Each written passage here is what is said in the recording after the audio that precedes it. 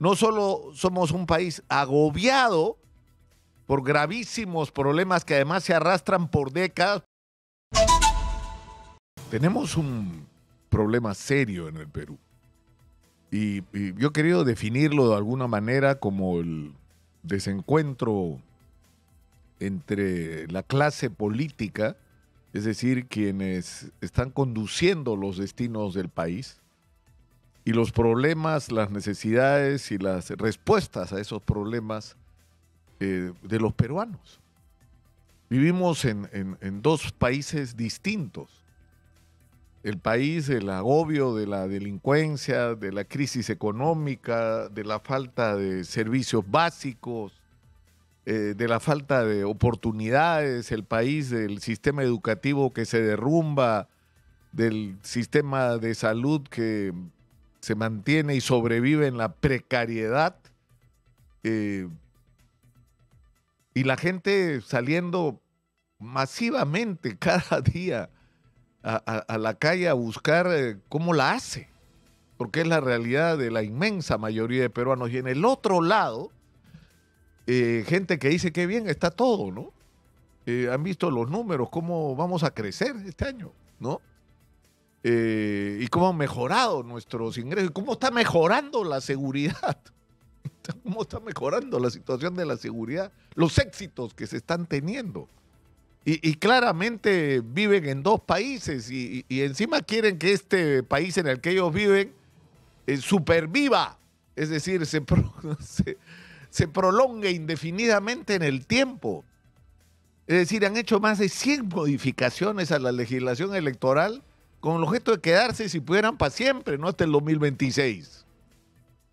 Porque además yo no sé qué harían, en el caso del Congreso, la inmensa mayoría de estos señores y señoras si tuvieran que salir a la calle a trabajar. No los contrata nadie porque no sirven para nada.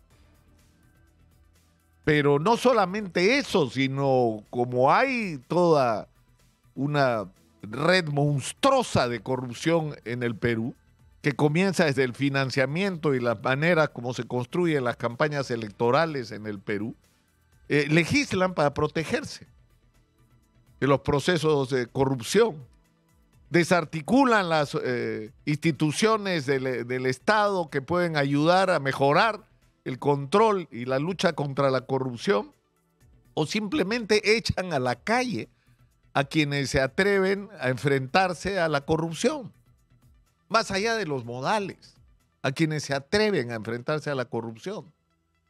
Entonces, el gran problema es que mientras estamos envueltos en esta maraña, y no me voy a cansar de repetirlo si es necesario cada día, no solo somos un país agobiado por gravísimos problemas que además se arrastran por décadas, porque 180.000 millones de soles, de déficit en infraestructura educativa, es decir, tener la mitad de los colegios que no deberían estar funcionando porque se caen, ¿no? O colegios donde no hay ni siquiera baños para los chicos. Imagínense la situación de las chicas adolescentes teniendo que estar en colegios donde el agua no funciona, donde el baño no funciona. O sea, eso es producto de décadas de abandono, eso no es de ahorita, eso viene de lo que ha sido el ejercicio de la gestión pública del gobierno en el Perú en las últimas décadas. El problema es que no solo tenemos eso, es decir, esta especie de tragedia, sino lo que hace aún más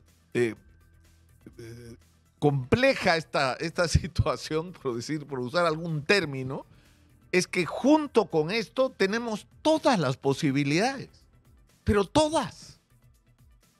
Y ya uno se cansa acá de decir el puerto de Chancay. ¿Hace cuántos años, Gisela Madariño? Pensaba que estaba loco, iba diciendo el puerto de Chancay. No escuchan. Y ya se inauguró el puerto de Chancay, no hay agua. Ayer ha estado el alcalde acá del distrito de Chancay. No hay respuestas. No hay vías de acceso para entrar y salir. La multiplicación de la presión sobre Chancay por la operación del megapuerto va a ser monstruosa. Y no hemos hecho nada para enfrentar esta situación. Y así como el puerto de Chancay y todo lo que abre como posibilidad, ni siquiera creo que al final llegó a estar en la agenda, o lo que se ha aprobado es algo recontra genérico sobre las zonas económicas. Por Dios, tenemos que discutir en Chancay, que es una realidad que está ahí, no sobre lo que podríamos hacer en el futuro. Muy bonita esa discusión, pero no son respuestas a nuestros problemas. Y así uno puede ir recorriendo cada espacio. Estamos discutiendo salvarle la vida a la hotelería y a la gastronomía peruana con el tema del IGB, porque no están en capacidad, porque no están, pues hay que ser realistas. Les cobran los impuestos que deberían ser según la ley. Lo que vas a hacer es empujar más de los que ya o quebraron o se pasaron a la informalidad, porque no han logrado recuperarse desde la pandemia. Y no hay respuestas cuando hay respuestas, cuando deberíamos estar en otro nivel de discusión. Pero hay un asunto que yo creo que es transversal y que tiene que convertirse en este año que viene en un gran tema nacional. Necesitamos una gran reforma del Estado peruano y necesitamos ajustar de una manera severa y drástica la lucha contra la corrupción. Si no nos libramos de estas dos pesadillas, que son las que están impidiendo que el Perú progrese, no vamos a ir a ninguna parte. Realizar una obra pública en el Perú puede demorar, y no estoy exagerando, hasta décadas. Décadas. Hay irrigaciones, obras de saneamiento, y cuando hablo de saneamiento estoy hablando de agua potable para la gente. No están inventando la pólvora, no están descubriendo algo que no existe, que la ciencia, no, señor. Estamos hablando de tender redes, de hacer almacenamiento y darle agua potable a la gente, darle el servicio de alcantarillado a la gente, que es lo mínimo, lo básico que tiene que ver con todo. No solamente es un derecho humano, no solamente te da calidad de vida, sino te da salud, porque la falta de agua potable está directamente asociada a enfermedades como el dengue, a padecimientos como la desnutrición infantil y la anemia, por la falta de calidad del agua. Y el cáncer de estómago está asociado a la falta de calidad del agua. Entonces, el problema es que para realizar una de estas obras en el Perú se te va la vida. El expediente técnico, el informe, es decir, todos los ministerios tienen que opinar para justificar que están ahí sentados en un sillón. Y porque un papel pase de una oficina a otra se te pueden pasar semanas y no meses. Y al final todo es una gran burla. Exitosa.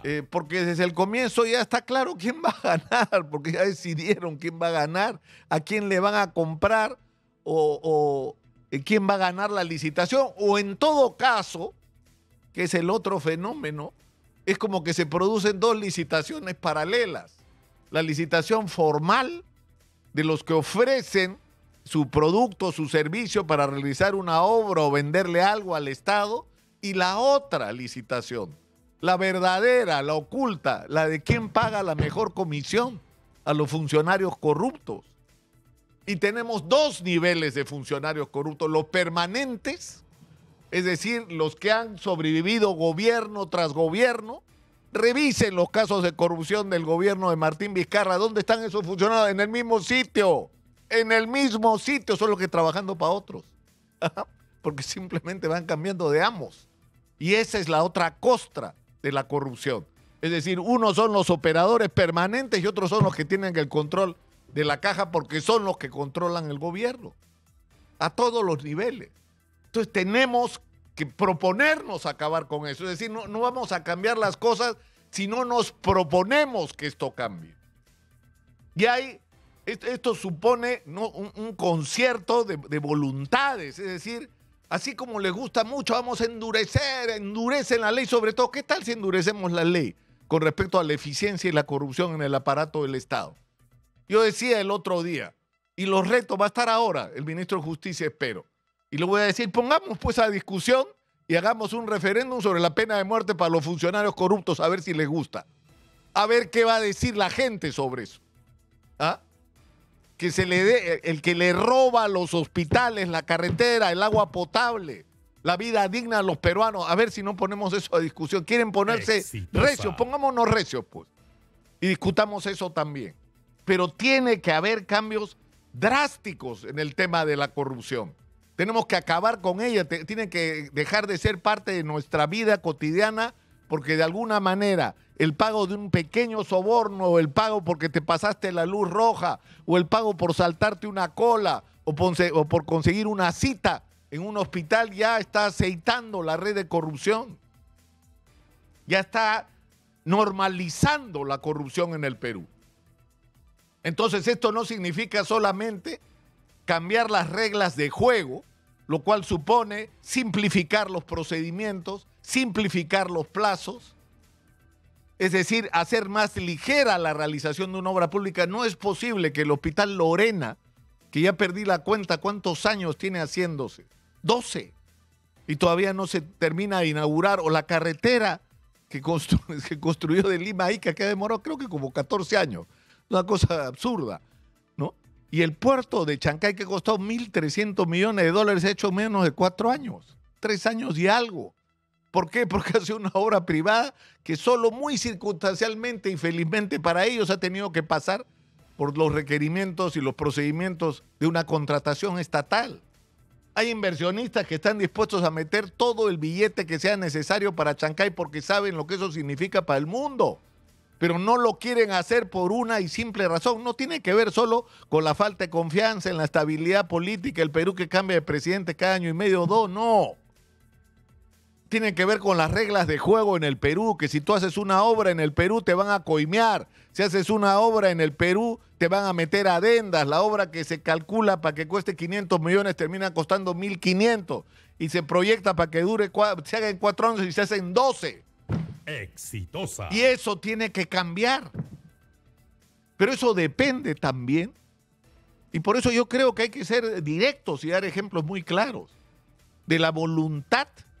Es decir, no basta solamente, por ejemplo, ¿no?, en acabar con esta capa que en realidad son mecanismos que se van heredando. Nadie quiere discutir de los puestos de confianza. O sea, ¿por qué tener 5% de los puestos de confianza en el Estado peruano?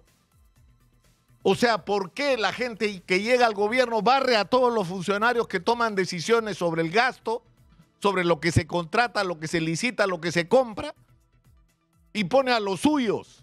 Porque ese es un mecanismo tremendamente perverso de corrupción.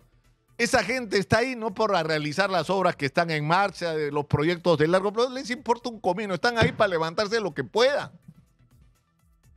Así es, así funciona. Ese es el sentido que tiene trágicamente el puesto de confianza, el 5% del aparato del Estado, y son los que están arriba. Son los que toman las decisiones, entonces eso hay que cambiarlo. Los puestos de confianza tienen que ser los mínimos indispensables.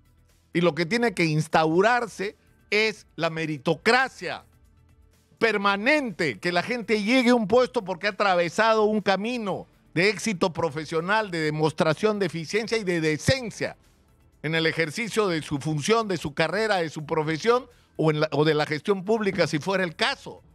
Eso tiene que imponerse en el Perú. Lo menos posible de dedocracia y lo más posible de meritocracia.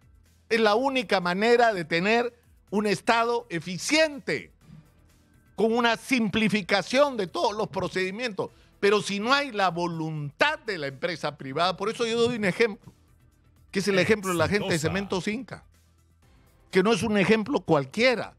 Es una empresa muy importante que en medio de la pandemia construía plantas, como la que hicieron frente en Pisco. Y esta gente ha aprobado y ha hecho como ley interna una certificación, un ISO internacional antisoborno. ¿Eso qué cosa significa? Que en esa empresa no solamente hay que el compromiso de no pagarle un sol de coima a nadie, sino que han creado los mecanismos de control para que eso no pase nunca. Porque puede ocurrir que tú tomes formalmente una decisión y tus funcionarios traicionen la decisión de tu corporación. Entonces hay protocolos y mecanismos de control para impedir que eso ocurra, que si un empleado se da cuenta que su gerente está coimeando, lo puede denunciar y no va a recibir ninguna sanción, sino lo contrario, va a ser premiado. Si eso lo hace toda la empresa privada, las cosas van a cambiar. Si los señores de la conferencia anual de ejecutivo resuelven una sola cosa, no pagamos $1 más de coimas en el Perú. Dígame si no cambiarían las cosas. Pero yo pregunto, si en la conferencia anual de ejecutivos usted pregunta, levante la mano el que no ha pagado alguna coima este año o en los últimos 3 años, a ver cuántos pueden levantar la mano. Y eso es una realidad que también tiene que cambiar. No solo hay que cambiar la ley, no solo hay que simplificar los procedimientos, no solo hay que reducir la carga enorme y las trabas que se ponen, o sea, hay que simplificarlo todo, sino que también tiene que haber un cambio de voluntad de los propios empresarios. Porque si no, las cosas nunca van a cambiar en el Perú. Y eso corresponde también a todos los ciudadanos. Y en eso tenemos que estar comprometidos todos. No pagamos un sol más a nadie, así como estamos iniciando la resistencia contra el pago de comisiones ilegales, perdón, no es comisión ilegal, los cupos a los extorsionadores. Tenemos que hacer lo mismo con los funcionarios públicos. No pagamos un sol más de coima a nadie. Y eso tiene que ser el ejercicio de una voluntad colectiva. Y yo creo que eso es una gran tarea que tenemos que afrontar. Si no, todos los grandes proyectos nacionales que están esperando no van a poder llegar al destino que todos quisiéramos. Soy Nicolás Lúcar, esto es Hablemos Claro, estamos en Exitosa, la voz que integra al Perú, 95.5 de la FM en Lima, canal 34 de Movistar.